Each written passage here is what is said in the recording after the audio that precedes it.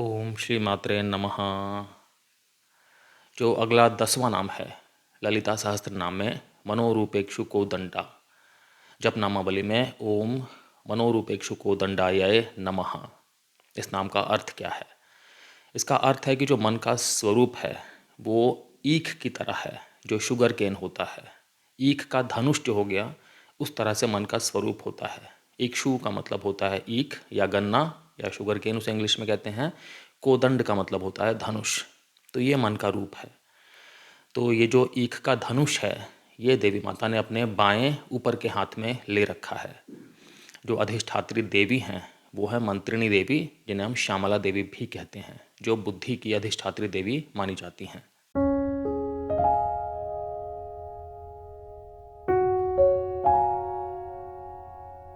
मन की मुख्य तौर पे दो क्रियाएं होती हैं, संकल्प और विकल्प। और ये जो क्रियाएं हैं इनके होने के लिए आवश्यक होता है कि जो हमें इंद्रियों के द्वारा अनुभव है उसका इनपुट मन को मिले। तो ये जो संकल्प और विकल्प है यही जो है मन में चलते रहते हैं और व्यक्ति जो है इनके द्वारा अलग अलग तरह से प्रभावित होता रहता है। संकल्प का मतलब हो गया कि जो मन में एक बिल्कुल सीधी धारणा बन जाती है, एक तरह से जो मन ठान लेता है, जैसे कि मुझे इस स्थान पर जाना है, अब ये अपने आप में संकल्प है। जैसे कि मुझे इस व्यक्ति से दोस्ती करनी है, ये अपने आप में संकल्प है। मुझे इन भगवान की उपासना करनी है, ये अपने आप में एक संकल्प है। विकल्प का मतलब क्या हो गया?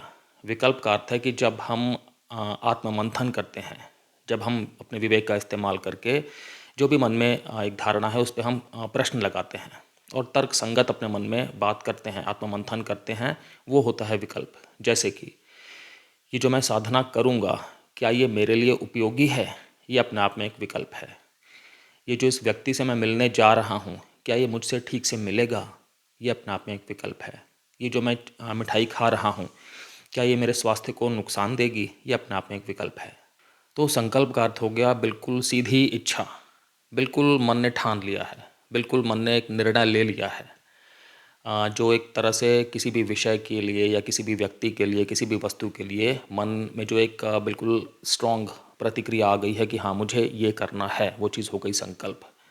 और विकल्प हो गया कि जब मन विवेकपूर्ण प्रश्न करता है, जब मन तर्क वितर्क करता है, जब हम अपने मन में गहन छानबीन कर रहे हैं, विचार विमर्श कर रहे हैं किसी भी सब्जेक्ट को लेकर के, किसी भी व्यक्ति को लेकर, वस्तु को लेकर के, तो वो हो गया विमर्श। आपको ये दोनों जो शब्द हैं ये जानना बहुत ज़रूरी है, संकल्प और विकल्प, इनके मतलब क्या हैं, क्योंकि मन के साथ ये संबंध है इनका। और ये आप अगर आध्यात्मिकता में हैं तो इनका प्रयोग आगे भी बहुत होता है।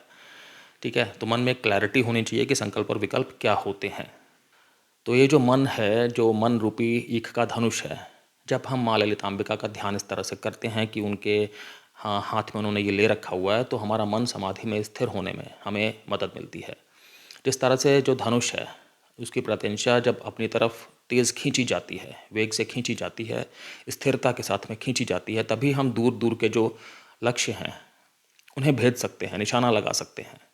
उसी तरह से जब हम मन को भी अपनी तरफ, अंदर की तरफ खींचते हैं, उसी से फिर हम जो दूरगामी हमारा एक लक्ष्य होता है, आत्मज्ञान होना, जो हमारा एक ये परम लक्ष्य है एक तरह से कि परम शिवा की प्राप्ति होना, जो ज्ञान मार्ग है उसमें आगे तक बढ़ना, स्वरूप समझना, वास्तविक स्वरूप क्या है, सहज स्थिति क्या है, वो हम पा सकते हैं। तो हमें मन को बाहरी विषयों में लिप्त नहीं होने देना, मन को हमें अंदर की तरफ खींचना है। अब देखिए जो धनुष है उसका कार्य होता है बाणों को बाहर की तरफ छोड़ना। तो यहाँ पे जो मन रूपी धनुष है इसके बाण कौन कौन से होते हैं? इसके जो बाण हैं वो 5 तन्मात्राएं होती हैं। तन्मात्राओं का अर्थ हो गया कि जो इंद्रियों के ज़रिए हमें अनुभूति होती है ना, हमें जो ज्ञान इंद्रियाँ होती हैं, तो उसके अंदर जो भी एक तरह से हमें सेंसरी एक्सपीरियंस हो रहे हैं बाहर के, जो हमें मतलब कि संवेदनात्मक अनुभूतियाँ हो रही हैं, जैसे कि देखना, जैसे कि सूंघना, जैसे कि स्पर्श, जैसे कि स्वाद, जैसे कि सुनना, तो ये सब जो हमें अनुभव हो रहे हैं, ये जिन सूक्ष्मतम शक्तियों के द्वारा हो रहे हैं, एक तरह से ये जो शक्तियाँ हैं यही ज्ञानेंद्रियों को इतना एक तरह से सक्षम बनाती हैं कि वो इस तरह के अनुभव ले सकें, हमारा मन उन अनुभवों को ले सके और फिर मन में संकल्प और विकल्प पैदा होते हैं। तो ये जो 5 तन्मात्राएं हैं, ये 5 बाण हैं। तो बाणों को वैसे बाहर की तरफ ही छोड़ा जाता है, लेकिन यदि हम इनको अंतर्मुखी कर दें तो फिर हमारा जो मन है वो बाहर के विषयों में नहीं लगेगा। फिर मन जो है वो आंतरिक चेतना में रहेगा हमेशा, और तब फिर हम समाधि की तरफ बढ़ेंगे। इस नाम का एक अर्थ और भी है कि जब हम मन को पूरी तरह से अपने वश में करेंगे, कंट्रोल करेंगे। मन को यहाँ पे ईख के साथ में तुलना की है ना, तो जब हम ईख को क्रश करते हैं तो क्या होता है, बहुत एक मीठा मधुर हमें रस मिलता है। उसी तरह से जब हम मन को पूरी तरह से क्रश करेंगे, भाई मन की जो एक तरह से प्रवृत्ति है वो क्या है, वो है कि बस इधर उधर घूमते रहना, इधर उधर के विचार करते रहना हमेशा। तो जब हम मन को अपने वश में करेंगे, जब हम ये सब मन को नहीं करने देंगे, तो इसका मतलब हमने मन को क्रश कर लिया, हमने अपने मन पे विजय प्राप्त कर ली। तो फिर हमें वही वाला जो मीठा रस है वही मिलता है, वो ब्रह्म ज्ञान है असल में। तो जब हम मन को क्रश करेंगे तो हम ब्रह्म ज्ञान की तरफ बढ़ेंगे, हमें वही वाली अनुभूति होगी। ये भी इस नाम का अर्थ है। तो यहाँ पर आपको ये ध्यान रखना है कि अपने मन को वश में करना कितना ज़्यादा ज़रूरी है। मन को एक तरह से बाहरी विषयों में लिप्त होने के बजाय हमें मन को अपने अंदर की तरफ मोड़ना, अपनी आत्मा की तरफ मोड़ना, अंतर्मुखी होना कितना ज़्यादा ज़रूरी है। तभी जब हम ध्यान करते हैं तो ये होता है कि आप किसी भी तरह की बाहर की जो संवेदनाएं हैं, जो एक्सपीरियंसेस हैं, उन्हें ना लें। जब हमें बाहर के एक्सपीरियंसेस बिल्कुल नहीं मिल रहे हैं, बाहर की इंद्रियों से कोई अनुभव नहीं हो रहा है, तो फिर मन अंदर ढूंढता है।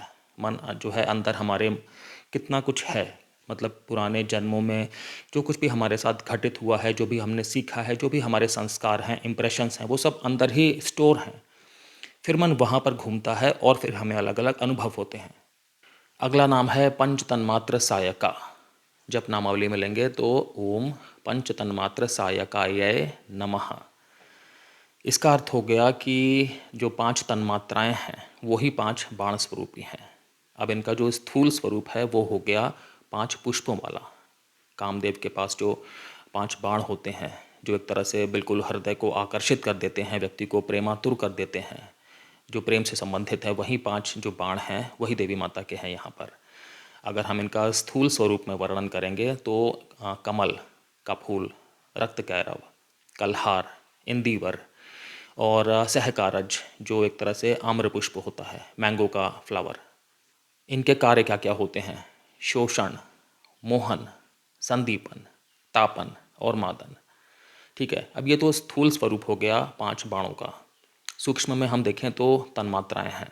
तन्मात्राएं मैंने अभी वर्णन भी किया था कि ये बहुत जो सूक्ष्मतम शक्तियां हैं, जो बहुत सूक्ष्मतम तत्व हो गए, जिनसे कि पंच महाभूत बनते हैं। पंच महाभूत हो गए जैसे आकाश, वायु, अग्नि, जल, पृथ्वी।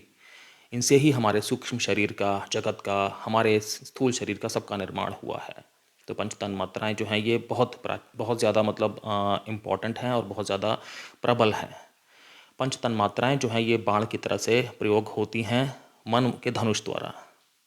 अब ये जो पांच बाण हैं इन्हें अलग अलग ग्रंथों में अलग अलग तरह से वर्णन किया हुआ है। कालिका पुराण में कहते हैं ये पांच बाण हैं जो आनंद देते हैं, प्रिय प्रतीत कराते हैं, भ्रम उत्पन्न करते हैं, म्लान कराते हैं और मृत्यु कराते हैं। ये मतलब तपस्वियों तक को विचलित कर सकते हैं। ज्ञान आर्णव में कहा है कि ये पांच बाण भ्रमित कराने वाले, पलायन कराने वाले, आकर्षित कराने वाले, निमंत्रण कराने वाले और उन्माद उत्पन्न करने वाले हैं। तंत्र राज में कहा है कि ये पांच बाण जो हैं उत्तेजित करने वाले, विक्षिप्त करने वाले, भ्रम उत्पन्न करने वाले, प्रेरित करने वाले और म्लान कराने वाले हैं।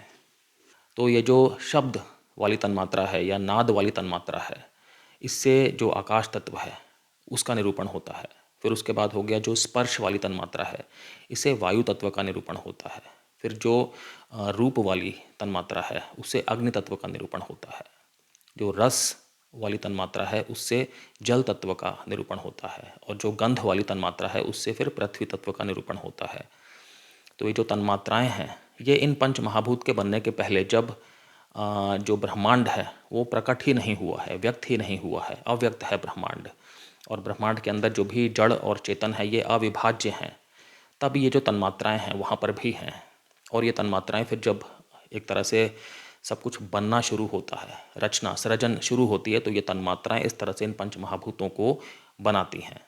तो सृष्टि होने के बाद क्या होता है कि ये जो गुण है ना ये सब मिश्रित हो जाते हैं। तो सिर्फ जो एक आकाश तत्व है उसमें ही होता है कि शब्द या नाद है। बाकी आकाश तत्व के नीचे वाले जो तत्व हैं उनमें फिर कई सारे जो हैं वो मिश्रित हो जाते हैं, मैं आपको बताता हूँ।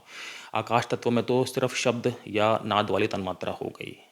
उसके बाद आया वायु तत्व, उसमें शब्द तन्मात्रा भी है और साथ में स्पर्श तन्मात्रा भी है।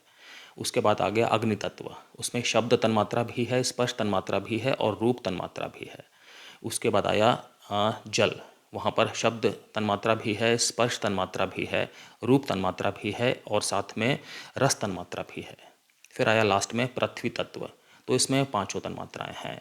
पांचों का मतलब हो गया कि शब्द तन्मात्रा, स्पर्श तन्मात्रा, फिर उसके बाद रूप तन्मात्रा, रस तन्मात्रा और गंध तन्मात्रा। तो देवी इन बाणों का प्रयोग करके साधक जिस तरह से विषयों के प्रति आसक्त रहते हैं, तो उन आसक्तियों को हटाती हैं, साधक का जो मार्ग है वो प्रशस्त करती हैं कि साधक आत्मज्ञान की तरफ, ब्रह्म ज्ञान की तरफ आगे बढ़े। तो जो जगत का कारण हो गया वो पंच महाभूत हो गए, जो पंच महाभूत का कारण हो गए वो पंच सूक्ष्म भूत हो गए, पंच सूक्ष्म भूत का कारण पंच तन्मात्राएँ हैं। तो देखिए सूक्ष्म से भी सूक्ष्मतम शक्तियाँ हैं ये, और माँ ललिता के हस्तगत हैं, और इन पंच तन्मात्राओं से ही देखा जाए तो सृष्टि का सृजन हुआ है। यहाँ पर ये समझ सकते हैं कि जैसे कोई भी धनुर्धर अपने बाणों को दूर दूर पहुँचाता है, उसी तरह से माँ ने इन तन्मात्राओं को ही सूक्ष्म भूत में, फिर उसके बाद महाभूत में, उसके बाद पूरे जगत में हर जगह पे पहुँचा रखा है। इन पंच तन्मात्राओं के जरिए ही जो है सृष्टि हुई है। ये अपने मन में भी एक हम विचार रखना चाहिए हमें। तो जो देवी कामेश्वरी हैं वो भक्त की प्रवृत्ति के अनुसार, भक्त की पात्रता के अनुसार, भक्त की पूर्णता के अनुसार ही उसकी इच्छाओं को पूरा करती हैं। और आप समझते हैं कि जो श्रृंगार रस है वो रसों में प्रधान है। तो यहाँ पर जो रूप आ रहे हैं माँ के, कि जो धनुष है वो ईख वाला है, जो बाण हैं वो पुष्प रूपी हैं, तो ये सब श्रृंगार रस वाली ही अभिव्यक्तियाँ हैं यहाँ पर। जैसे मैंने कहा श्रृंगार रस जो है वो सभी रसों में प्रधान है। तो माँ कामेश्वरी का जो मन में हम इस तरह से एक ध्यान करेंगे तो हमें बहुत ज़्यादा मदद मिलेगी कि हम और आगे के मार्ग पे चलते रहें। मन को हमें, लेकिन आप ध्यान रखें कि बिल्कुल कंट्रोल में रखना है, और अपनी जो इंद्रियां हैं उन्हें हमें बाहर की तरफ रखने के बजाय अंतर्मुखी बनाना है, अंदर की तरफ उन्हें हमें मोड़ना है। तो इन बाणों की जो अधिष्ठात्री देवी हैं वो हैं माँ वराही, जिन्हें हम माँ दंडिनी भी कहते हैं, दंडनाथा भी कहते हैं, क्योंकि इनके पास में दंड होता है और जिससे कि ये जो हैं वो पनिशमेंट देती हैं। शक्ति का स्वरूप है ये, और अहम भाव को भी डिनोट करती हैं ये। जैसे कि बुद्धि की अधिष्ठात्री थी माँ मंत्रिणी, जो इसके पहले वाले नाम में थी, तो एक तरह से जो अहम भाव है उसकी अधिष्ठात्री हो गई माँ वाराही, जो इस नाम को निरूपण करती हैं। अगला नाम है निजारुण प्रभा पूर्मज्जत ब्रह्मांड मंडला। इसका जप नामावली में हो गया ओम निजारुण प्रभा पूर्मज्जत ब्रह्मांड मंडलाय नमः। अब इसका अर्थ हो गया कि माँ ललिता की जो अपनी आभा है, जो लाल रंग की उनका तेज है, उसी से जो समस्त ब्रह्मांड हैं, जितने भी ब्रह्मांड हैं, जो समस्त रचना है, वो सब की सब जो है वो तेजान्वित है। उसमें जो भी ग्लो है वो सब माँ से ही निकल रहा है। निजारुण प्रभा पूर्वमज्जत ब्रह्मांड मंडला, समस्त जो भी ब्रह्मांड मंडल है वो माँ की जो लालिमा वाली आभा है उससे ही प्रकाशवान है। आप जानते हैं कि हमारे ब्रह्मांड के अलावा, जिसमें हम रह रहे हैं, उसके अलावा भी अनगिनत ब्रह्मांड हैं। अब ये बातें वैज्ञानिक रूप से प्रमाणित हैं। तो जो अनगिनत ब्रह्मांड हैं उन सब का जो भी ऊर्जा क्षेत्र है वो सब माँ ललिता की दिव्य ऊर्जा से ही प्रकाशान्वित है। और वो जो माँ का तेज है वो लाल रंग का है। हमें मन में माँ का ध्यान इस तरह से करना है। आप अपने मन में इस तरह की एक छवि बनाएंगे कि जो माँ ललिता हैं, तो उनसे जो एक लाल रंग की आभा निकल रही है उससे ही जो संपूर्ण ब्रह्मांड है वो प्रकाशान्वित है, उसमें जो है एक तरह से तेज है। तो जो देवी का ये ऊर्जा क्षेत्र है, जो ये दिव्य लालिमा वाली आभा है, इसी में सभी ब्रह्मांड उत्पन्न भी होते हैं, सभी ब्रह्मांडों की स्थिति भी बनी रहती है और फिर ब्रह्मांडों का विलय भी हो जाता है। अब जो इसके आगे के नाम होंगे, मतलब जो अगले वीडियो में, वहाँ पे फिर माँ के जो स्थूल शरीर है उसके स्वरूप का वर्णन करेंगे 13वें नाम ऑनवर्ड्स। तो जब भी किसी रूप का प्राकट्य होता है तो पहले सिर और पहले मुख, चेहरा, ये सब आते हैं। मतलब अप्रकट से जब प्रकट में हम परिवर्तित होते हैं तो पहले इनके दर्शन होते हैं। तो जैसे देवी माता के भी सिर को, मुख को प्रथम कूट कहा गया है। पंच जो दशी मंत्र है उसमें भी जो प्रथम कूट है, वाग भव कूट, वहीं से जो है शुरुआत है। तो हम भी माँ के जो नामों का वर्णन है अभी आगे, जो माँ के स्थूल स्वरूप का वर्णन है, उसका जो आरंभ करेंगे वो माँ के सिर से और मुख से करेंगे।